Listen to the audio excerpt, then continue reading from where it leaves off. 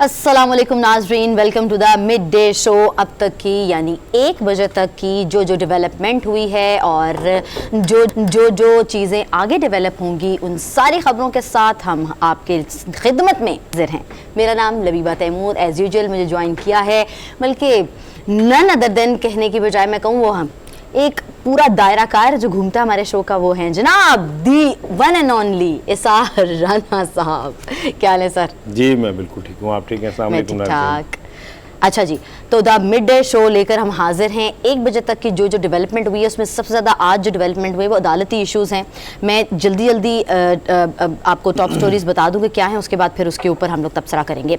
लाहौर के एहतसाब अदालत में वज़ीर आज़म शहबाज शरीफ, हमजा शहबाज समेत दीगर मुलजमान के खिलाफ मनी लॉन्ड्रिंग रेफरेंस पर समात हुई है। शरीफ फैमिली के खिलाफ रमज़ान शुगर मिल्स पर भी जो रेफरेंस था उसके ऊपर भी समात हुई है, जबकि तौहीन इलेक्शन कमीशन केस में इमरान खान को जो नोटिस जारी है वो कर दिया गया है। इस्लामाबाद हाईकोर्ट में पीटीआई के इस्लामाबाद में जलसे और धरने का एनओसी जारी करने की दरख्वास्त हुई। इन सारे टॉपिक्स पर अभी के जो चंक में ना हम गुफ्तगू करेंगे। ये भी साथ ही बता दूं। हाँ। अच्छा चले, इस्लामाबाद हाईकोर्ट में अरशद शरीफ की वालदा की पोस्टमार्टम रिपोर्ट फराहम न करने के खिलाफ भी समात हुई है। इस्लामाबाद में बल्दियाती इंतखाबात में रिटर्निंग अफसरान आज से कागजात नामजदगी की जांच पड़ताल और स्क्रूटनी करेंगे, जबकि पाकिस्तान डिफ़ॉल्ट के ख़तरे से निकल गया है। ये खूबसूरत और खुशाइंद बात हुई है, इस पर ज़रा दोबारा बात करेंगे, उस पर ज़रा खुल के बात करेंगे। मेरा दिल कर रहा है ना, मेरे को खुशी सी फीलिंग आ रही है। वो ग्रे लिस्ट से निकलने के बाद हम डिफ़ॉल्ट भी नहीं उस वाली लिस्ट बहुत बड़ी बात है। देखो क्या कहते हैं, बिलावल भुट्टो साहब ने आज कराची एक्सपो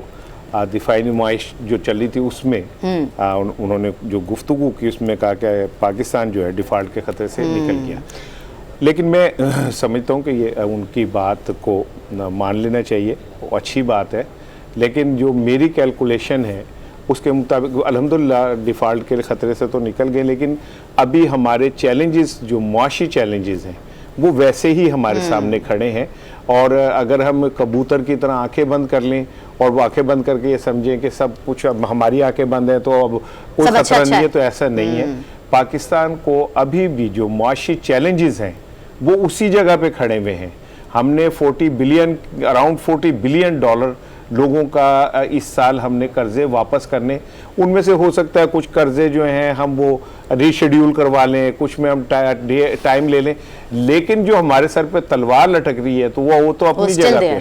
और मैं ये समझता हूँ कि बजाय इसके कि हम सियासी जंगों में अपना वक्त ज़ाया करें, अब भी वक्त है पाकिस्तानी क़यादत के पास कि वो मिल बैठ के आने वाले चैलेंजेस को देखें। ये नहीं तो ये पहाड़ इतना बुलंद हो गया है कि पाकिस्तान इसमें दबता जा रहा है। राना साहब, जब तो इकट्ठे ऐसे बैठेंगे नहीं ना, यकजा होकर एक दफा मैं नहीं हो सकता। देखिए मोहम्मद बिन सलमान यहाँ बैठकर ऑपोजिशन और ये सारा चीज़ करना एक अलहदा बात है, वो एक अलहदा बात है। इस टाइम पर यहाँ पे एक जगह पर प्लेटफॉर्म पे बैठकर जब सारे करेंगे तो पाकिस्तान तभी बच सकता है। अपनी तो हर कोई कर रहा है। बात यह है कि मोहम्मद बिन सलमान ने आना था, हमने अपने प्रोग्राम में भी बड़ी दफा बात की, खुशी की कि चले वो आएंगे 12 बिलियन के करीब वो मुख्तलिफ पैकेजेस थे लेके आएंगे और डेफिनेटली उनके आने से पाकिस्तान की इकोनॉमी पे बेहतर असरात होने थे। अनफॉर्चुनेटली वो नहीं आ रहे और अभी तक कहीं से एक ये बात सामने नहीं आ रही कि उन्होंने अचानक अपना दौरा मुलतवी क्यों किया, उसके पीछे रीजन क्या थी। कल भी हमने अपने कुछ दोस्त एनालिस्ट जो थे उनसे बात की, उनसे पूछा कि भाई ये क्यों दौरा मुलतवी हुआ, लेकिन किसी को नहीं पता कि क्यों हुआ। कुछ लोग जो हैं वो इमरान खान के खाते डाल रहे हैं कि जी चूंकि उन्होंने जिस तारीख को आना था, इमरान खान साहब ने भी इस्लामाबाद उन्हीं तारीखों में होना था, इसलिए नहीं आ रहे। कुछ सिक्योरिटी का नाम ले रहे हैं, को कुछ और कोई कुछ और। लेकिन मैं ये समझता हूँ कि ऑफिशियली भी इसकी थोड़ी सी वजाहत आनी चाहिए कि क्यों नहीं आ रहे और रीशेड्यूल अगर दौरा हो रहा है तो रीशेड्यूल क्या हुआ है, कब वो रीशेड्यूल होगा, कब आएंगे, ये सारी चीजें होनी चाहिए ना। सब जितनी बातें वाली बात ही है ना, हर कोई अपनी अपनी कयास आराइयां लगा के बैठा हुआ कि कौन क्यों कैसे नहीं हुआ। नहीं तो सर हमारे और आपके भी जहन में ये बात आती तो है ना कि भाई आ रहे थे और आकर क्यों नहीं हुए। और देखें हमारे भी आम आवाम की तरह मासूम से जहन हमारे दिल में भी और दिमाग में आती है ना ये बात कि लॉन्ग मार्च की वजह से शायद। देखिए मैं एक बात बताऊं आपको, वो आ रहे थे, वो शायद थोड़ा डिले से भी आ जाएंगे आएंगे, लेकिन ना मेरा सवाल तो ये है कि हम दुनिया की एक 8वीं बड़ी एटमी कुव्वत है, फिर हम दुनिया के जो पॉपुलेशन के हवाले से हैं हम टॉप 10 में हम शामिल हैं, फिर हम अल्हम्दुलिल्लाह वसाइल जो हमारे पास हैं वो किसी से कम नहीं है।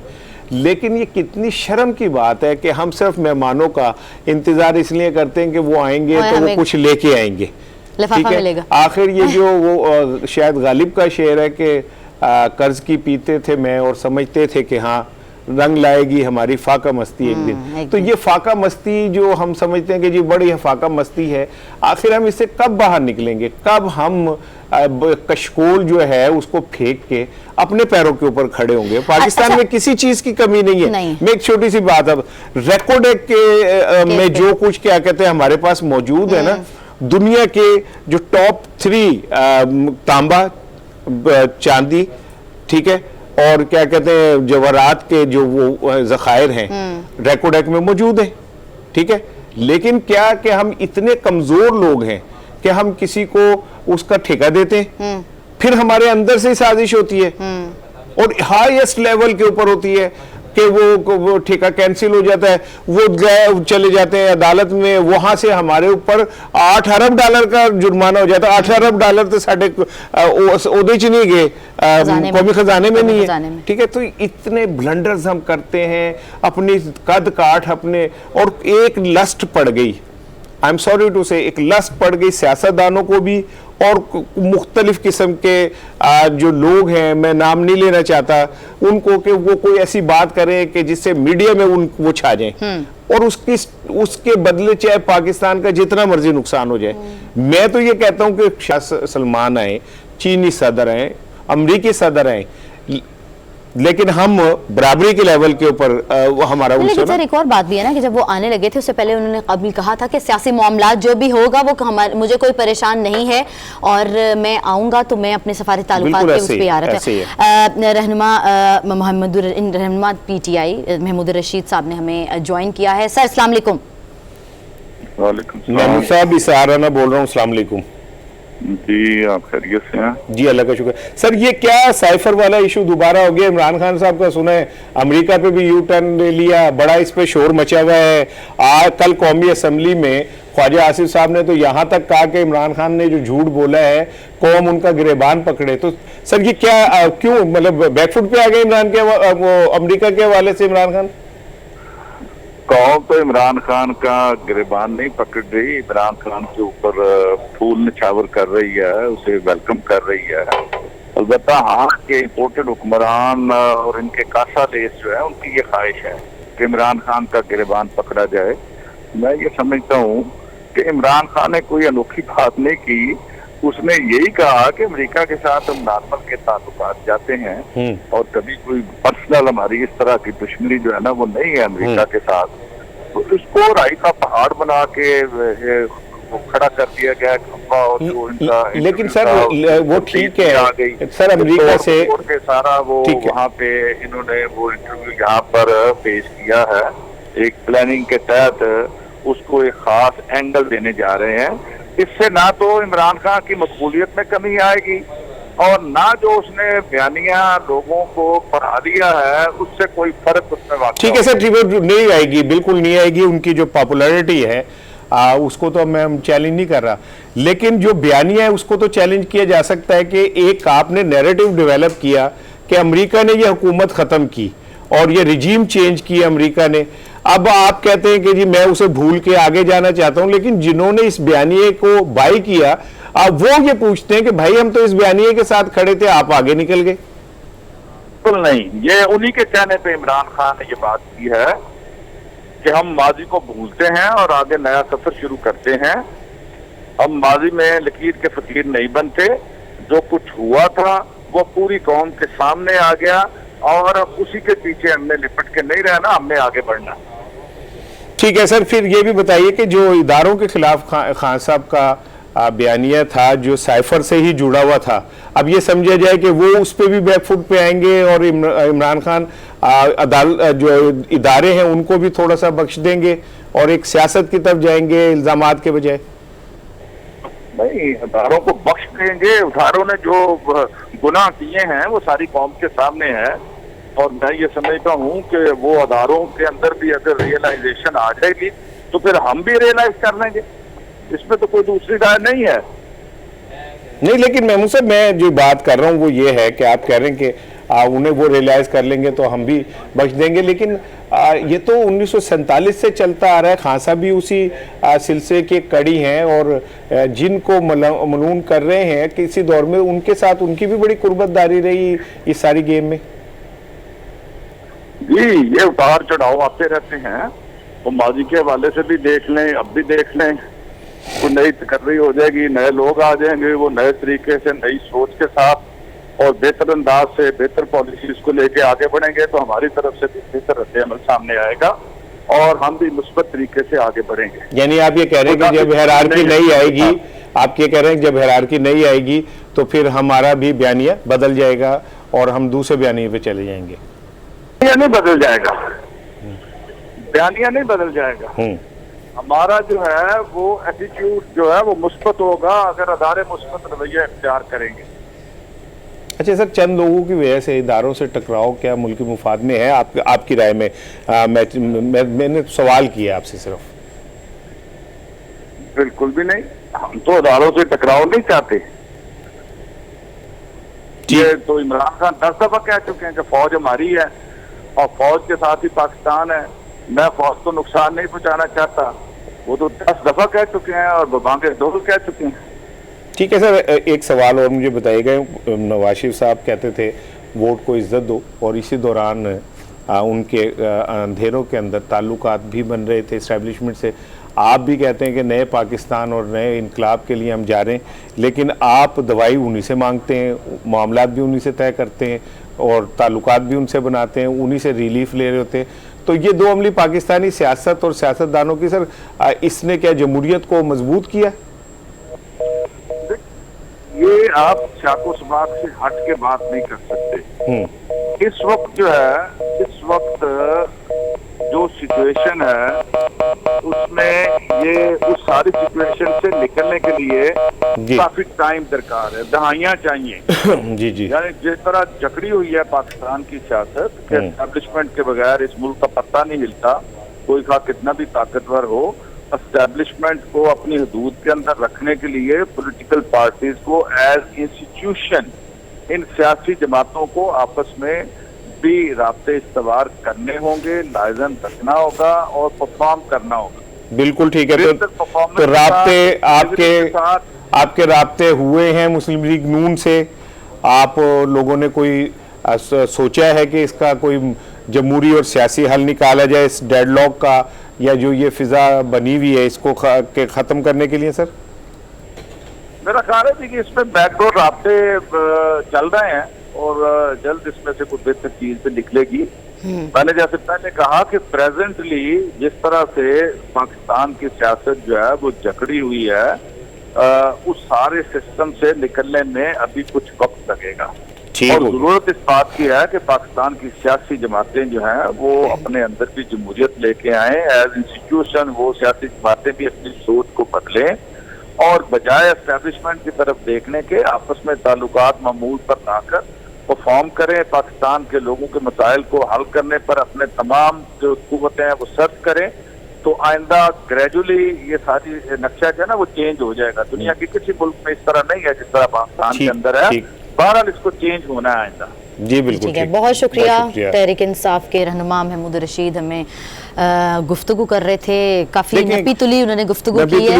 वो थोड़ा बोलते हैं लेकिन आज उनकी गुफ्तगू में ना 2-3 चीजें अभी जो हमने मुझे भी महसूस हुई हैं। आप बताएं, मैं आपसे मैं भी आपसे शेयर करना चाहूंगी। पीटीआई अपना बयानिया बदलने जा रही है और पीटीआई नरमी सी महसूस हो रही है। उसकी रीजन ये कि जब नई एस्टेब्लिशमेंट आएगी तो इनके पास कोई जवाब नहीं रहेगा उसके ऊपर बात करने का।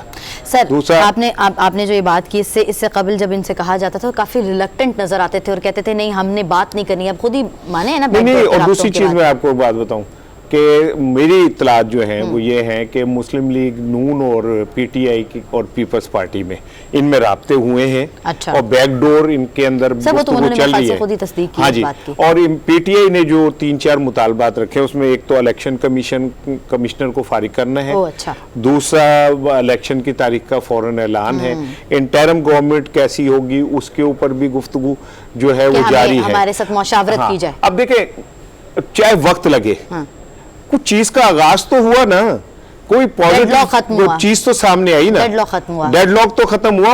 और जो जमहूरी अमल है वो इसी तरह चलना चाहिए। गुफ्तगू होती है, बातचीत होती है, उसी में रास्ते निकलते हैं। जाहिर सी बात है, एक दूसरे की टांग खींचने से कुछ नहीं होगा। वही आप जो पहले स्टार्ट में आपने कहा कि बैठेंगे, बैठकर बात करेंगे तो कोई सिलसिला आगे चलेगा। दिलों की रंजिशें बढ़ती रहेंगी अगर कुछ मशवरे बाहम ना होंगे। वाह वाह वाह वाह वाह। इसी बात पर हम एक ब्रेक ले लेते हैं, कहीं मत जाइएगा, स्टे विद अस।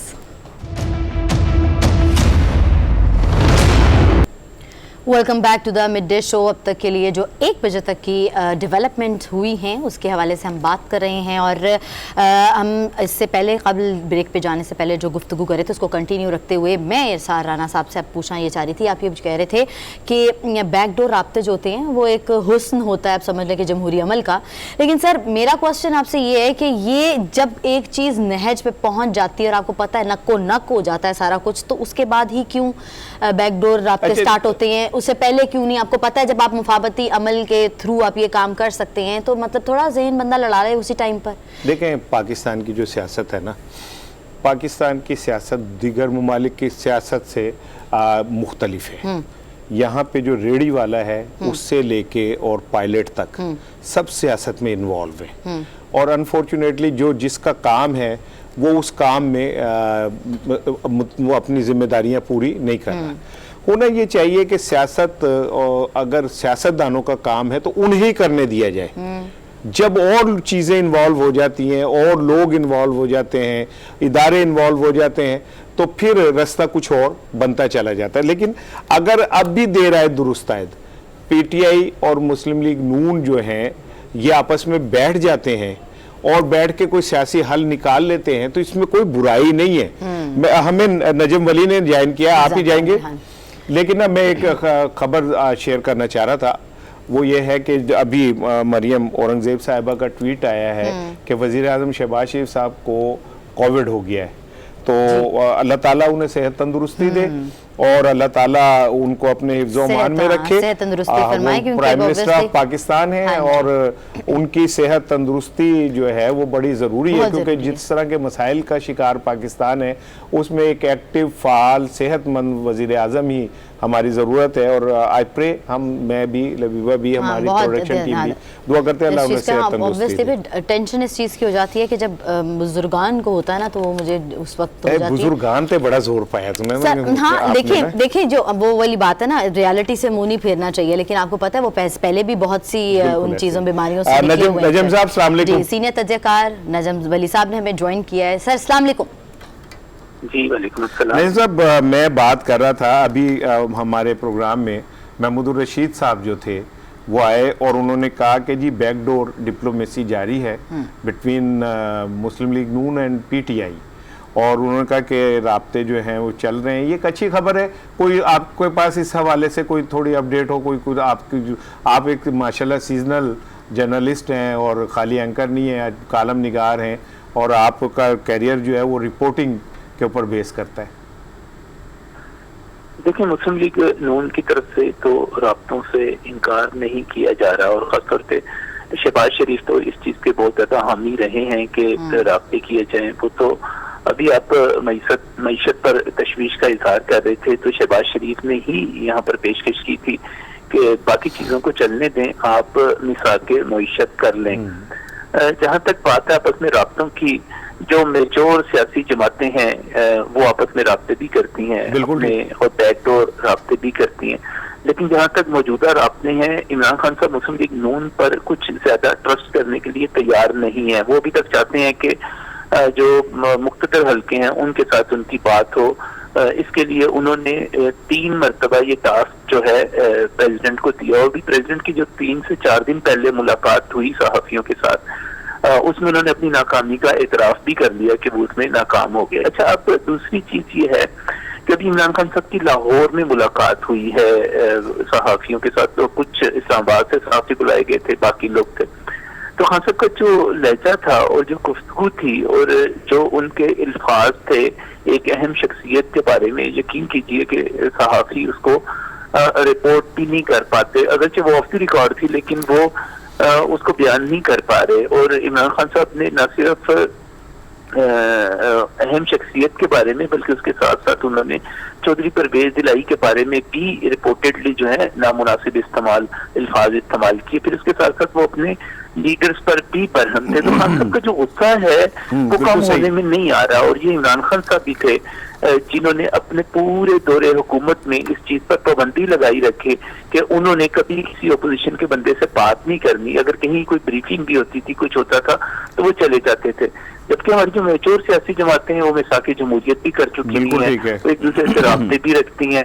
तो अगर आज गुफ्तगू ना होगी, और आप यकीन कीजिए कि मैंने मियां नवाज शरीफ को किसी शख्सियत पर इतना बरहम नहीं देखा जितना वो इमरान खान साहब पर नजर आए अपनी गुफ्तगू में।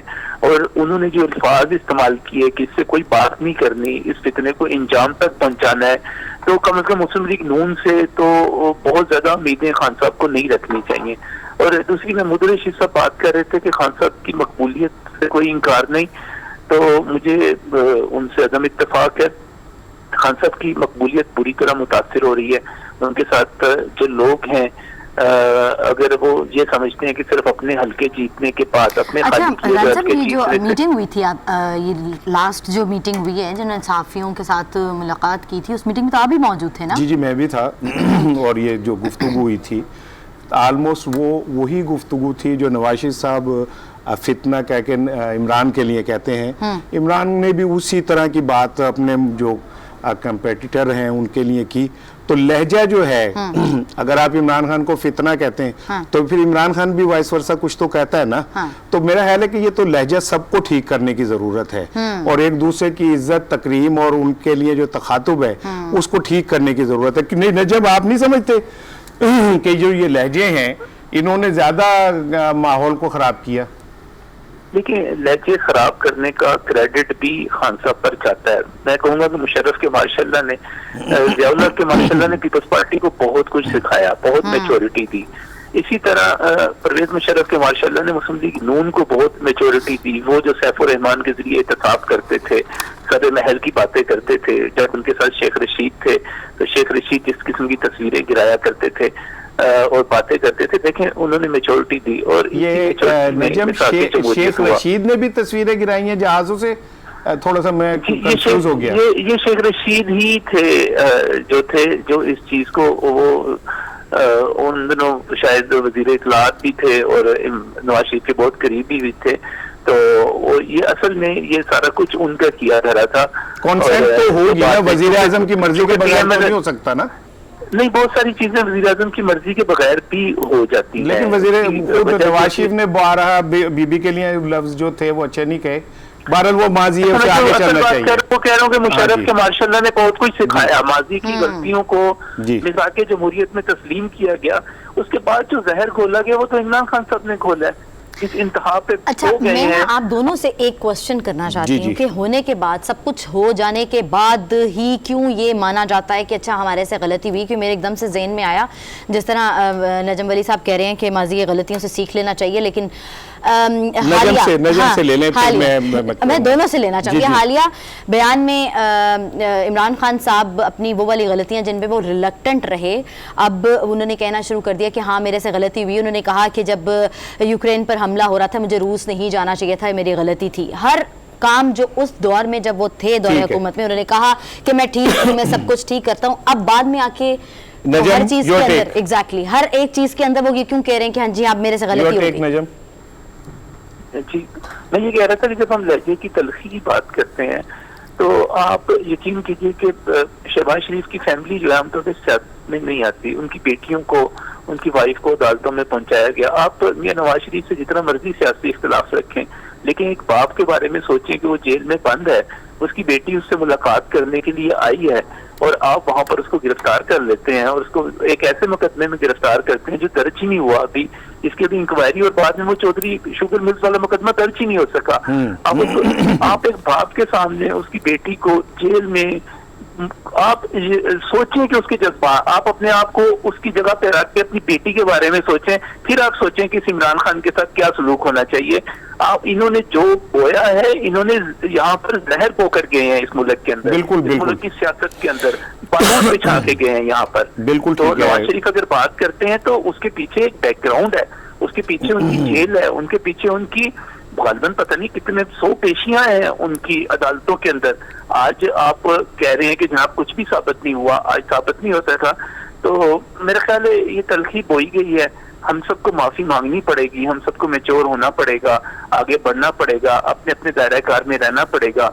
और आप मईशत की बात कर रहे थे इसार भाई, 2013 में जब हमने शुरू किया था तरक्की का सफर, लोड शेडिंग के बाद लोड शेडिंग खत्म हुई, दहशतगर्दी खत्म हुई, हमारी इकोनॉमिक ग्रोथ 5.8% पे गई, हमारा डॉलर जो था वो 100 से नीचे गया, उसको रखा गया और कंट्रोल किया गया, तो सारा कुछ तबाह हो गया, सब कुछ तबाह हो गया। अब एक मईशत का लंबा सफर है, ये सारी चीजें सामने है। अगर इदारे अपनी हदूद में रहते, तजर्बात ना करते, तो पाकिस्तान का ये हाल ना होता। पाकिस्तान का बहुत बुरा हाल है इस वक्त। बिल्कुल ठीक है। अच्छा नजम, मैं कह रहा हूँ तो जरा जल्दी 2-3 चीजें आपसे कर लूँ। एक तो ये कि आज एहतसाब अदालत में शहबाज शरीफ साहब और हमजा साहब पेश हुए थे और रमज़ान शुगर मिल जो है रेफरेंस उस पर भी हुई। एक अच्छी रवायत है कि आप अदालतों के सामने, चाहे वो इमरान खान हो या शहबाज शरीफ हो, सरेंडर करते हैं। It's a very good move. ये आम आदमी तक अच्छा मैसेज जाता है। देखिए, मैं ये समझता हूँ कि इंसाफ होना चाहिए, इदारों को इंसाफ करना चाहिए। अगर शहबाज शरीफ मुलजिम है तो उनको सजा मिलनी चाहिए, और अगर इमरान खान ने जुर्म किया तो उनको मिलनी चाहिए। बिल्कुल, सबको इसलिए नहीं होना चाहिए। बिल्कुल ठीक। इंसाफ सबके लिए। शहबाज शरीफ है या इमरान खान है। बिल्कुल ठीक है। बहुत शुक्रिया सीनियर तज्जाकार नजम अली साहब। नजम ने बड़ी अच्छी बात की और उनका ये बिल्कुल कहना ठीक है कि एक बाप के लिए कितनी तकलीफ की बात है कि उसके सामने उसकी बेटी को गिरफ्तार किया। यही सियासत की ना सबसे बड़ी कबाहत है, ठीक है ना। अब मुझे मोहतरमा बेनज़ीर भुट्टो भी याद आ गई जब वो नैब केसेस में जरदारी साहब के लिए सड़कों पर रुलती होती थी। तो ये सिलसिले खत्म होने चाहिए, चाहे वो इमरान खान के दौर में हो या नवाज शरीफ के दौर में हो। उसी से उड़ के इन चीज़ों से, घिसी पिटी चीज़ों से आप निकलेंगे तो आपका मुल्क तरक्की करेगा। यहाँ वक्त हुआ एक ब्रेक का, जल्दी से जाकर वापस आते हैं, आप कहीं मत जाइएगा। Stay with us. Welcome back to the mid day show नाजरीन। जहां मुल्क में सियासी सूरत हाल को देखकर काफ़ी टेंशन सी बनी हुई है ना, वहाँ एक बड़ी अच्छी कभी कभी जब मज़े की और खुशखबरी वाली खबरें जब आपको मिलती हैं ना, तब बड़ा मज़ा, दिल को ठंड सी जैसे कहते हैं ना पड़ जाती है। तो वो एक ठंड से पड़ने वाली जो खबर है वो ये है कि जनाब Sultan Azlan Shah hockey cup tournament में हमारी जो हॉकी टीम है, यानी कि कौमी हॉकी टीम पाकिस्तान की ब्रॉन्ज मेडल के साथ वतन वापसी हुई और काफ़ी हीरो साजा ना उनका ना इस्तकबाल भी किया गया। और बड़ी मज़ेदार बात लगती है जब हम कहीं एग्जैक्टली किसी भी मुल्कों में, मतलब लाइक सबसे बड़ा हमारा जो एक अलमिया है ना, वो ये कि हमने जो कौम के साथ किया ना, वही कौमी खेल के साथ भी। सही बात है।